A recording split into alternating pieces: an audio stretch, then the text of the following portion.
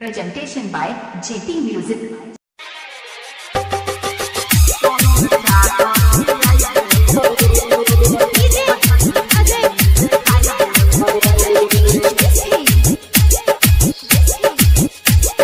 छौरी के चले न मेला घूमे ये मेला घूमे जानू गे चले न मेला घूमे ये मेला घूमे चौमिन चाट खियाई देबो भोजपुरी फिल्म देखाई देबो हगे चौमिन चाट खियाई देबो भोजपुरी फिल्म देखाई देबो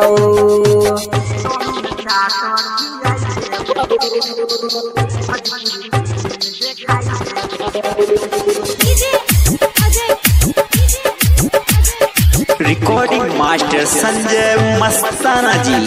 ओढ़नी से मुहबा बाइन के यही है चिन्ह तो कोई न तोरा गे मीना बाजार में पूरा घुमैबो झूला झुलाई देबो तोरा गे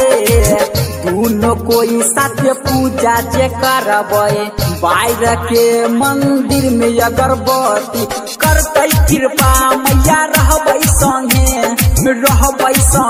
हम रहबै संगे चौमिन चाट खियाई देबो भोजपुरी फिल्म देखाई देबो हे चौमिन चाट खियाई देबो भोजपुरी फिल्म देखाई देबो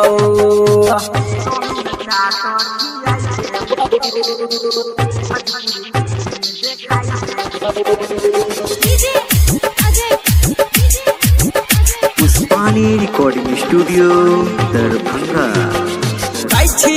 कसम तोरा के छौरी आई है नौमी के दिनमा गे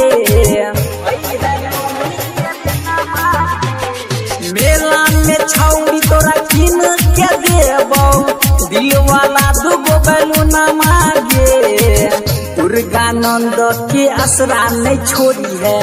राकेश के तू साथ नहीं छोड़ी है भक्ति में संजीत के दिलवा झूमे